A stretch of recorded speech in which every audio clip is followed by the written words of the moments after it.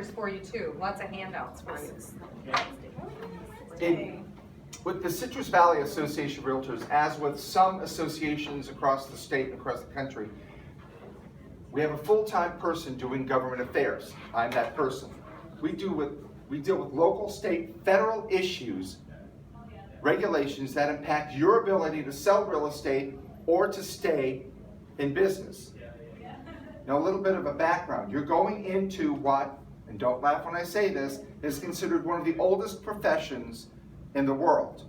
We go back more than 6,000 years. You can find that people were involved with a piece of property. There was a buyer or a seller. There are always issues with property. So about 800 years ago, at least in the Western culture, English common law started to evolve different ways to record property, to organize it so that you didn't have fights. Of course, across the globe, as we know, what are most wars fought over? Property. What is the way in America most people have made their wealth? Property. So it's very, very important. And because it's important, there are always officials, local, state, or federal, who want to do something with it. And that'll be the case forever and ever. So my job is to look at all of these things, see what we can do, come up with positions, work with our partners at CVAR and NAR on a lot of these issues. We don't always get our way, but we try. There are issues that we've worked on just in the last year alone that have made it better for you. There was an issue we worked on earlier in the year. How many here, you all know what an FHA is, right? Federal Housing Administration? Well, they were proposing, members of Congress, that anybody who had an FHA note would have a premium placed on that note, an extra percentage. And that money was going to be used for roads and highways. Now, what is the nexus between a home and roads and highways? Nothing. But the members of Congress told the realtors, well, we can't go to the election when we're going to be up having raised taxes on gasoline. We promised never raise taxes. So we're calling this a fee. So what do they ask? They ask the local associations, Citrus, and many others across the state and the country, to get involved, to start calling our members of Congress, to start visiting them. That's what we did. 21% of the Citrus Valley Association of Realtor members actually called their members of Congress on this issue. Members of Congress were telling NAR to shut the phones down. There were too many people calling on this issue. Guess what? We defeated the issue. We made personal visits. Well, you can call. Why do you make a personal visit? Because we're all creatures of the savannah, right? We're social creatures. We need that interaction. So I'll sit down with a member of Congress or their staff and talk about the issue, but it's not just me alone. We bring our realtor members from that area, a few of them, people who are known in that area. That makes a difference because they know if you're the realtor, there are probably 10, 15 other people you're talking to every single day. They know that you're talking to your office, right? So that helps us. At the state level, we defeated something that really would have hurt your industry, our industry, my industry. The state of California didn't think it would hurt them, but it would have. We defeated a professional services tax that was going to be 5%. So when you think of all the services, you're selling that home, the one that we had up here in Cerritos. Well, you know what? You need some paint. So the painter comes in, 5%. Well, I need a housekeeper to come in and clean it up, 5%. I need the tree trimmer, 5%. Oh, well, there's a little leak in the roof. I got to get it repatched and redone, 5%.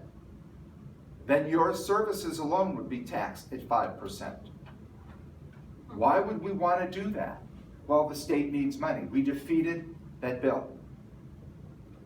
At the local level, about a year and a half ago, one of our communities put on a parcel tax. You know what a parcel tax is?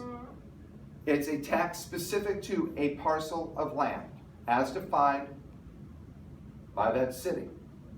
Sometimes they're specific only residential or industrial or commercial. In this case, it was very, very clear. It was every parcel in the city, and oh, guess what? The only people who could vote on that are people who are registered to vote in that city. So if you owned that parcel and you didn't live there, you had no right on what was going to be done. They wanted $100 a year for a library. Now, realtors are not opposed to libraries, but why should the person who owns this piece of property pay for that social good when many of the people using it will never pay for it? We defeated that because it was wrong. We said, if you're going to do this, have it broad-based in the community. One group shouldn't pay for something, and there was no proof that they needed to do this anyway. So we work on a lot of those type of issues. We do it by building relationships. We need to know who those council people are. Maybe not every one of them. We know the key players sometimes. Everybody knows in a community there's one or two council members who kind of influence the others. You see that everywhere you go.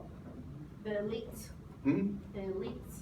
But there's always one or two council members in a city who kind of have a little more say over the others, or they're maybe more pro-real estate. So we try to work with them and then branch out to the others. Our members of the Assembly, the Senate, Congress. We know most of the ones in this area, and in the Citrus region, we deal with 10 members of the Assembly, 6 members of Congress. We have 22 local governments or unincorporated communities we deal with in a 2-county region. So we've got to really know who these people are. We build the relationships before we need them. Now, why do I, as a government affairs director, want to build a relationship with somebody before we need it?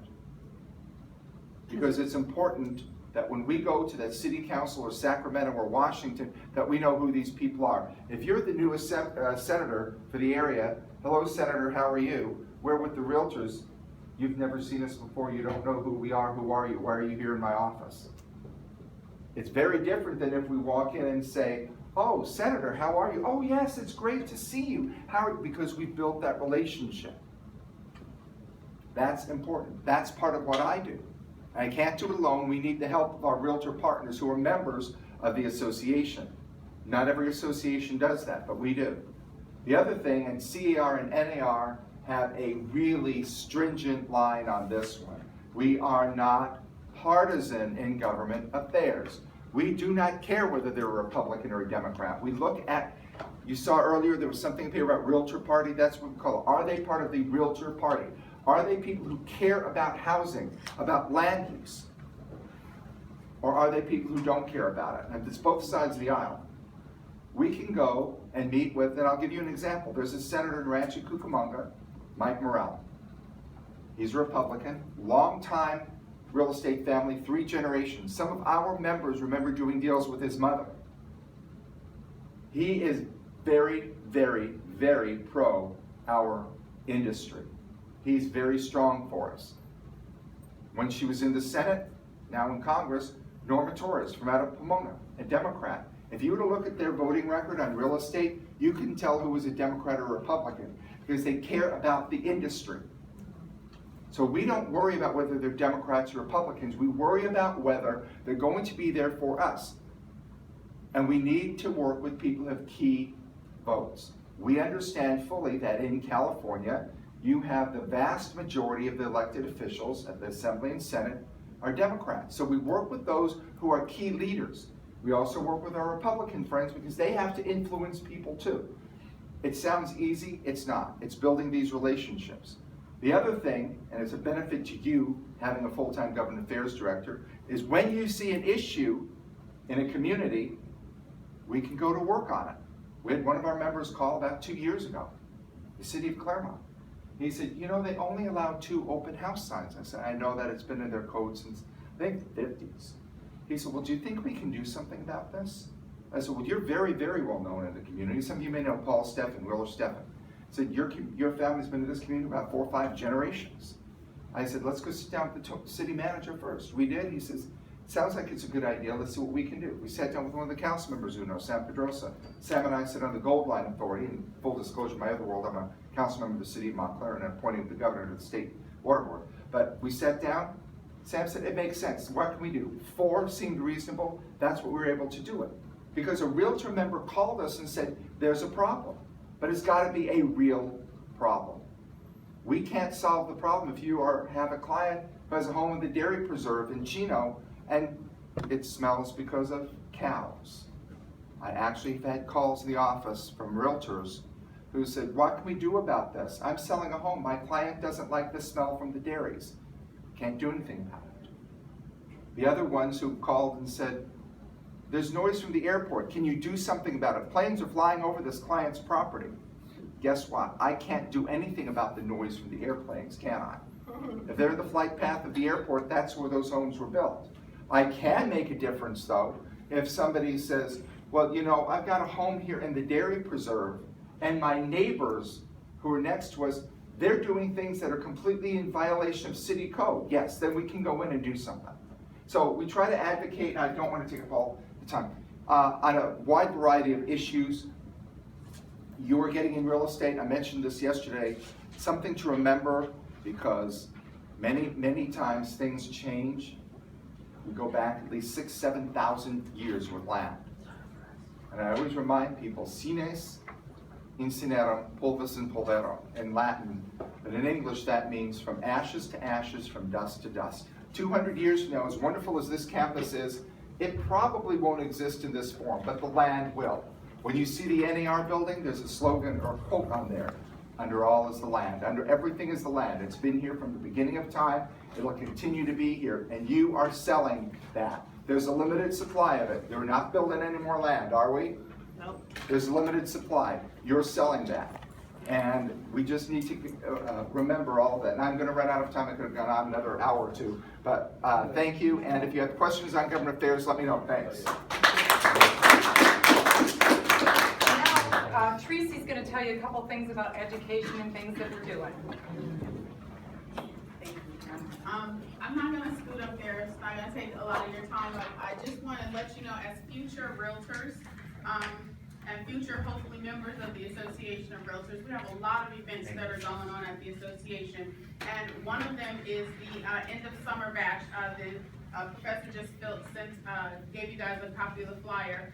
That flyer, you could meet your future broker there. That has a lot of opportunities to network and talk to some people in the industry. We have a lot of events on our website. You don't have to be a member to check those events. I'm going to show you where they are. So Oh, you're okay, talking, yeah. I'm going to bring that up. While I'm speaking about that, Barbara's going to bring those up. We have a bunch of events that you guys can go to for networking opportunities. This event is right here in Rancho Cucamonga. It's $10. And again, there's going to be food there. And if you're under 21, you can't drink, but there will be some drinks there and lots of good food. And all of our events are pretty much spectacular like that. We offer, and some of them are free, some of them are not free, but these are great opportunities for you guys to come out and check out our education. We have classes going on, as Barb mentioned earlier. Some of them are free. You're welcome to come in. I'm fairly new, so I don't have business cards at all, but on our website, that information is right there, and you guys can log on and register or contact us, and we'll register you, and hopefully we'll see you guys at this event, but we will definitely see you at the field trip on the 21st. And if you go to that event, remember, it's important to talk to the people who are experienced in the industry. Right. If they've been into real estate 6 months, that's great. But the person who's been in for 16 years probably has a lot more to offer you. Now that evening shows you how busy we are in government affairs. I normally attend these, I won't be. We're partnering with the Glendora Chamber of Commerce to do a candidate forum for the 48th Assembly District. So we'll have both candidates there so that they can do a town hall, talk about their status and their issues. I don't want to run over time, but that gives you an idea how busy we are as an association. Events calendar. Either drop down menu right here or here. You can find it right here. If you look and click on any one of these links, for instance, next week, it's going to tell you end of summer bash. If you want to see it right here, if you want to register to go, you can do it right from there. But all of our events and classes run the same way. You click on the link under the date that you want to attend, and you can register right there. Okay? And I'm sorry to cut into your question, but at the event, there's not just realtors there. There are escrow companies, there are lenders there, stagers, there are people, stagers for your properties. There are people there that offer new client gifts. You have raffles. There you go. This is free. Home inspectors, The food is that's free, there's really a $10 important. entry to get in, but it's free, everything is free. Right. By the way, at these events, it could probably maybe help you with your group project if you're interested in interviewing some of these people or getting their contact to make that interview Oh, for your group definitely. project. Yeah. And also, September 21st, like I said, after class, September 21st is a Wednesday, so you're not in my class, but I expect you there by 1:30. The address in Glendora is on the site. If you need it, I guess I'll announce it again on Tuesday. But you can always call the association, let us know that you're the students and you're coming over on the 21st. We'll be more than happy to give the information and whatever else you need, but you'll be able to see where we are, what we do, how we function, and, Why are you guys ready to leave? We got till 1 o'clock. We still got 4 minutes. I have another class. But for the summer bash for $10, you Yeah. can't go to a restaurant, even a McDonald's, and get what you're gonna get here Right. with food Claros. and drink and the network of Claros? people who will affect What? your future career. Oh, I love flowers. I do too. So you're gonna go, right? I'm going. Okay, good. Italian food. I'm going. You're gonna pay for a wonderful Yeah, I'm professor. missing out. Oh, you got We all know it. you're You all all chip in, I'll chip in $1 and take Professor. Kendrick, I'm going. Let's thank them for their time, and you guys have a good weekend, alright?